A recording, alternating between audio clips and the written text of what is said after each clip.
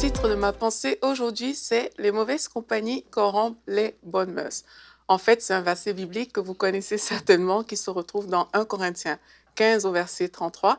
Et juste pour vous situer le contexte de ce verset, en fait, les Corinthiens ont reçu l'évangile, la bonne nouvelle. Ils ont reçu la bonne nouvelle de la mort et de la résurrection de Jésus.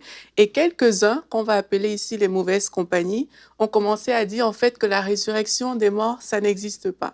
Donc, Paul a dû écrire aux Corinthiens et il leur a dit « Revenez à votre bon sens, souvenez-vous, les mauvaises compagnies corrompent les bonnes mœurs. » En d'autres termes, les mauvaises compagnies ont la capacité de corrompre le message de l'Évangile que vous avez reçu, qui vous a été prêché, et ça, c'est dangereux.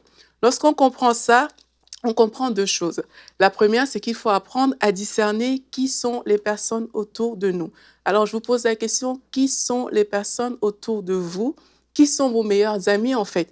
Est-ce que les personnes avec qui vous passez du temps au téléphone sont des personnes qui vous encouragent à vivre dans le péché, qui remettent en cause l'Évangile, votre relation avec le Seigneur? Ou alors, les personnes qui sont autour de vous, c'est des personnes qui vous challengent dans votre foi, des personnes qui vous encouragent, des personnes avec qui vous pouvez parler du Seigneur dans la joie, vous pouvez vous édifier, et pour qui c'est normal. C'est des questions qu'il faut se poser.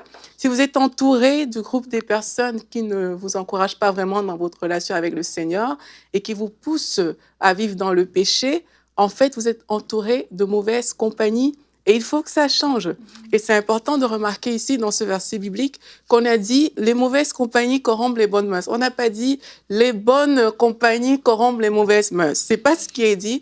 On a parlé des mauvaises compagnies. Ça veut dire que très souvent, ce sont les mauvaises compagnies qui gagnent du terrain et qui arrivent à leur fin, en fait.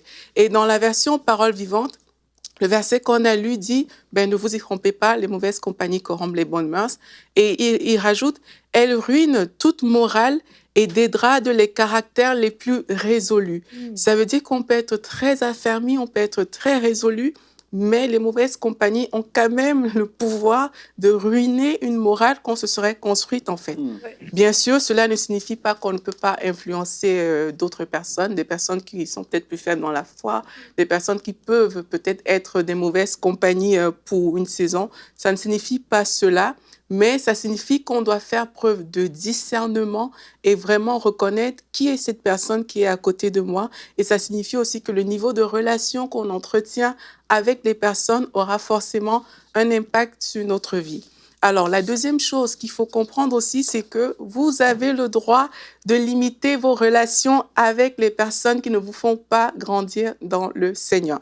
Et ça, c'est très important. On les aura appelées des personnes toxiques, mais vraiment, vous avez le droit de le faire. On dit souvent que pour réussir dans la vie, il faut savoir se discipliner, et c'est vrai. Et pour croître aussi dans notre relation avec le Seigneur, il faut savoir se discipliner, il faut savoir éliminer les distractions. Et les distractions arrivent souvent par des personnes qui nous font des propositions qui ne glorifient pas le Seigneur. Les mauvais amis vont toujours vous pousser à faire des mauvais choix. C'est pourquoi il faut vraiment que vous sentez, que vous discernez en fait qui sont les personnes, quelle est cette personne qui m'entoure. Est-ce que c'est un bon ami? Est-ce que c'est quelqu'un qui m'amène à un autre niveau dans ma relation avec Dieu? Ou alors est-ce que c'est quelqu'un qui me tire vers le bas? Bien sûr, il ne suffit pas de juger les gens pour dire cette personne est parfaite, cette personne fait telle chose ou telle autre. Non, personne n'est parfait et vous non plus. Mais il suffit tout simplement de demander à l'Esprit de Dieu de nous éclairer pour faire les bons choix et pour que toute mauvaise compagnie soit éloignée de notre vie. Retrouvez la suite de ce programme dans l'émission Bonjour chez vous sur ENCI TV.